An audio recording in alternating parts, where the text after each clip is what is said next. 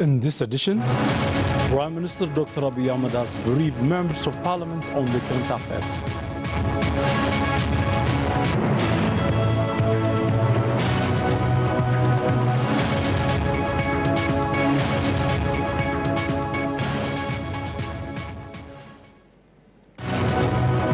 Trump threatened huge new tariff on China.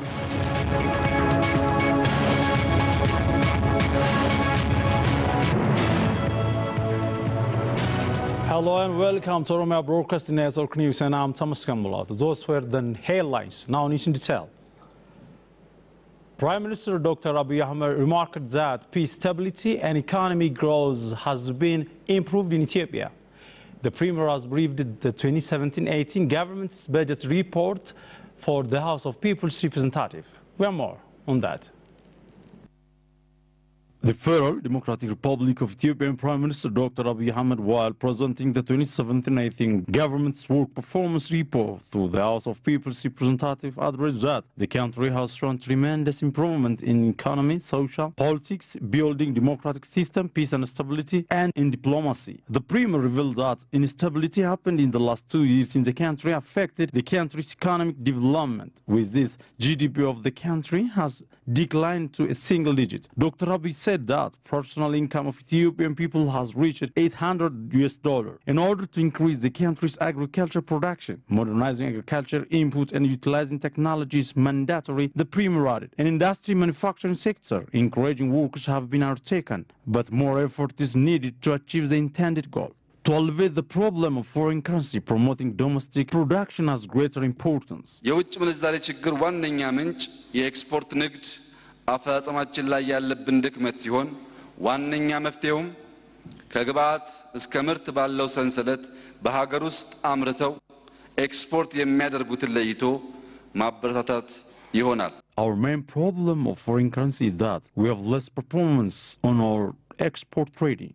We can overcome this problem through promoting and encouraging domestic production. The other problem is that the expansion of black markets. On the other hand, the factories are exporting raw materials than the processed one. These and other problems might hinder us to be more effective. So to dismantle this problem from the grassroots level, we are working with concerned bodies.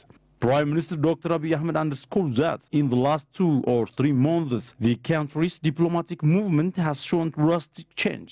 3 ወር ባልሞላ ጊዜ ውስጥ ከዚህ በፊት ዝቅተኛ ግንኙነት ከነበረን አንዳንዴም እንደ ጠላት ከሚታሰቡ የጎረቤትና መካከለኛ ምስራቅ ሀገራት ጋር በተደረገው የዲፕሎማሲያዊ ግንኙነት እጅግ በጣም አመርቂ ድል ማስመዝገብ ተችሏል። In less than 3 months, we have built strong diplomatic relationship with neighboring countries. In this regard, we have registered tremendous results. For instance, our citizens were released from prison in different countries. We have also gained financial support from countries which could minimize our foreign currency problem. The Premier also noted that his government has done encouraging workers to end up the hostility between Ethiopia and Eritrea. In ensuring peace and stability of the country, huge works have been undertaken and it would be sustained, Dr. Abiy added. Meanwhile, Prime Minister Dr. Abiy Ahmed responded to the question raised from the members of House of People's Representatives. Garbono has compiled the story.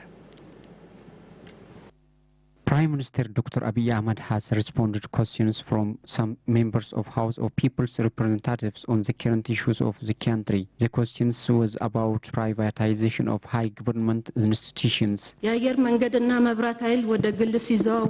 When the institutions like airlines and electric energy have transferred to private, how could the government follow up at its service quality? Likewise, the government has been collecting the fee of the sectors in moderate way. How can the government control the fee of the sectors if it is under private?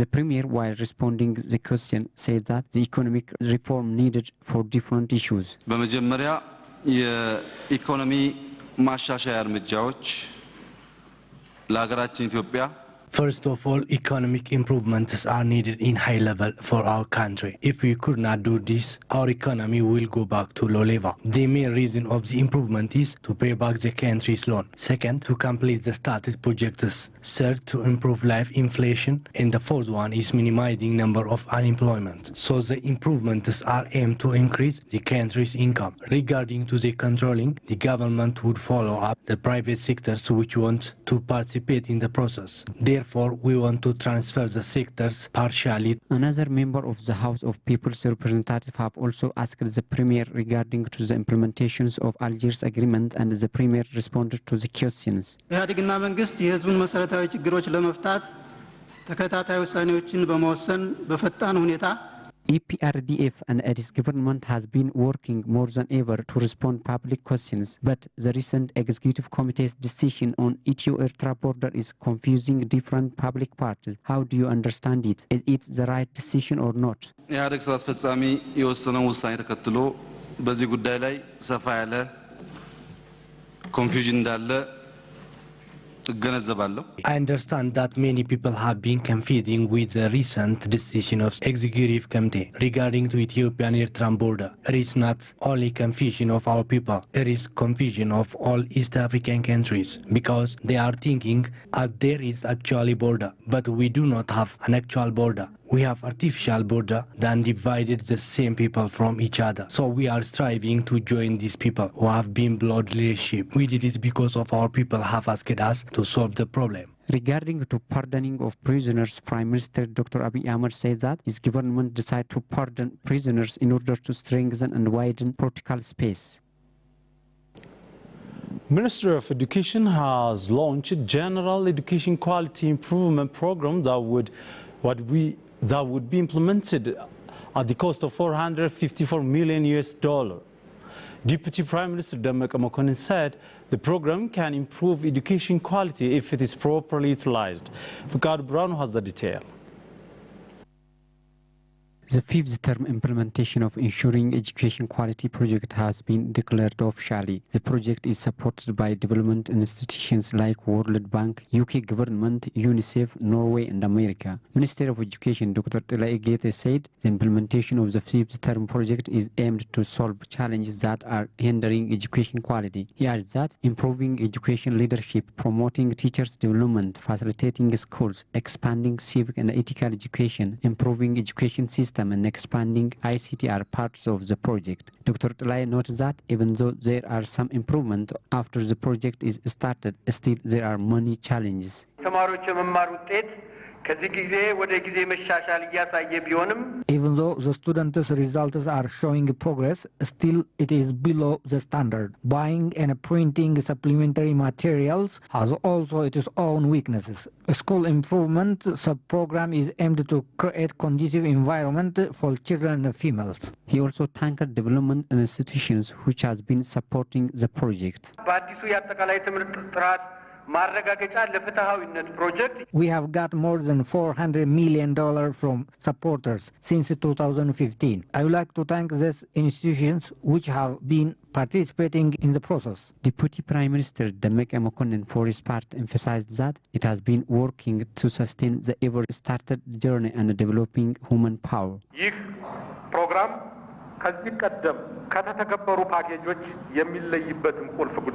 This project is different from that of the previous due to its dependency on the result. It encourages the schools to bring education qualities. Director of World Bank to Ethiopia, Ante Diksam, for her part, suggested that the bank is happy to support the project. Over the past decade, the Ethiopian government has spearheaded efforts to significantly improve both access and the quality of teaching and learning in primary and secondary schools across the country.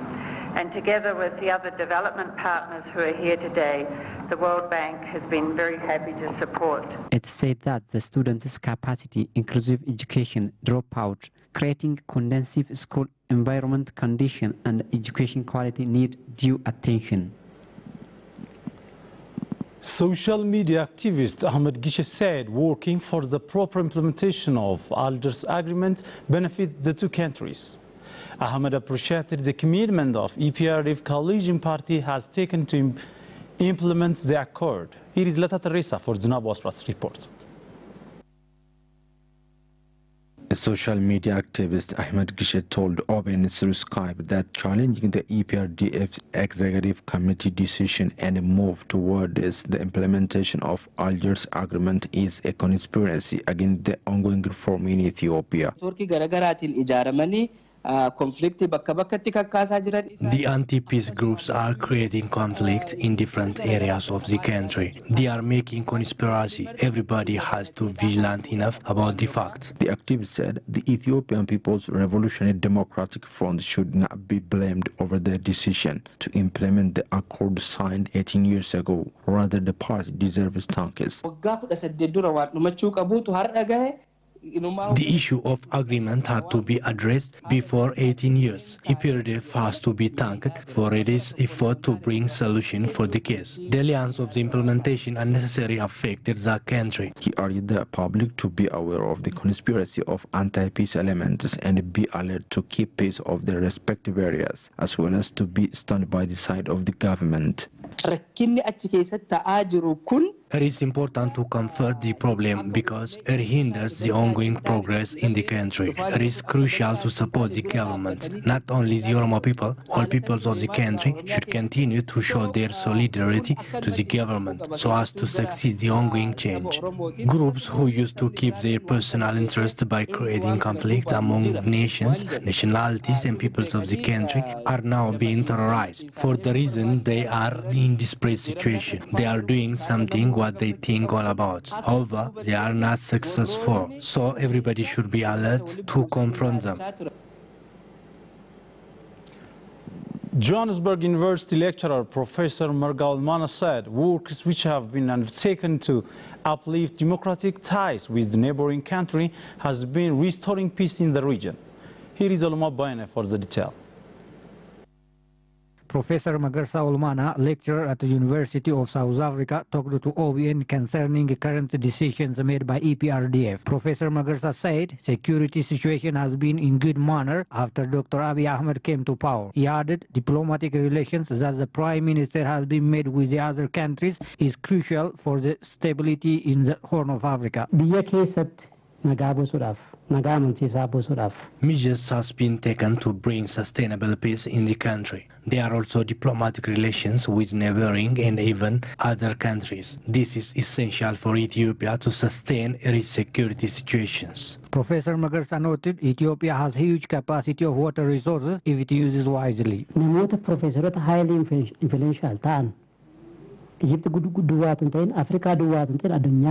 Egypt has very influential manpower who can do more, not only in Africa but also in the world. So we have to also take measures to use our water resources effectively. Professor Magarsa said Ethio-Eritrean negotiations should be strengthened in order to restore peace situation between the two neighboring citizens.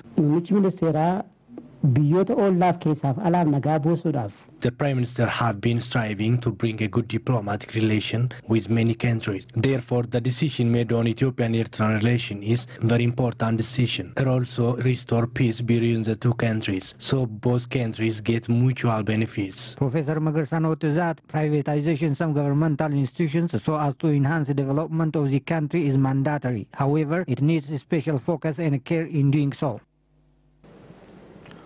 The Oromia Public Service and the Human Resource Development Bureau announced that communicators are expected to report events with the guides of plan and strategy. Muktaraji reports.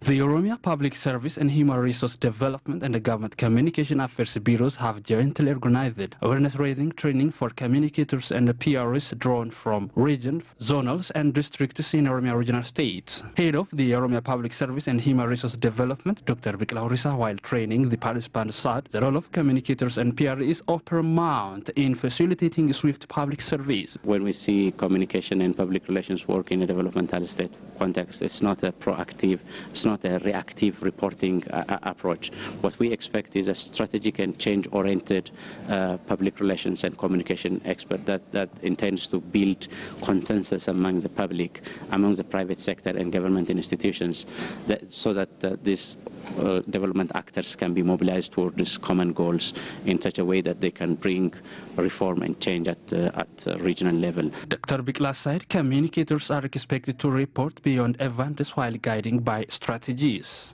Many of our activities that we have in institutions at regional, zonal and Warada levels have their own limitations in terms of effectively playing their roles, and we are immersed in reporting reactive information that are simple events than strategic information and communication. Deputy Head of the Oromia Government Communication Affairs, Umia Bajamal, on the training said communicators and the PRs have a great contribution in mediating government and the public. Some participants of the training said they have got a better awareness from the training. Communicator is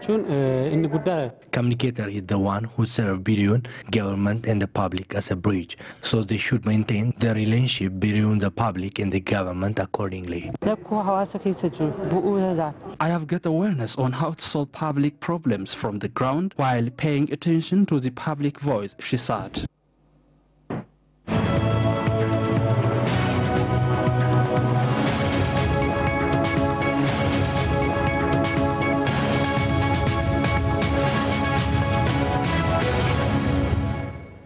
Welcome back. You're watching Open, Voice of the People. Now news from abroad. U.S. President Donald Trump has threatened to impose tariff on an additional $200 billion of China goods in a growing trade war. Mr. Trump said the 10% tariff would come into effect if China refused to change its practice. The threats would be a major escalation of the dispute and spark further falls of stock on stock market. China responded by accusing the U.S. of blackmail, raising fears of a full-blown trade war. Its Commerce Minister said the country would take qualitative and quantitative measures and fight back firmly against additional tariff measures by the U.S. government. Mr. Trump insists that China has been unfairly benefiting from a trade imbalance with the U.S. for years. During the 2016 election campaign, he promised to use tariff on cut the U.S. trade deficit. The BBC reported.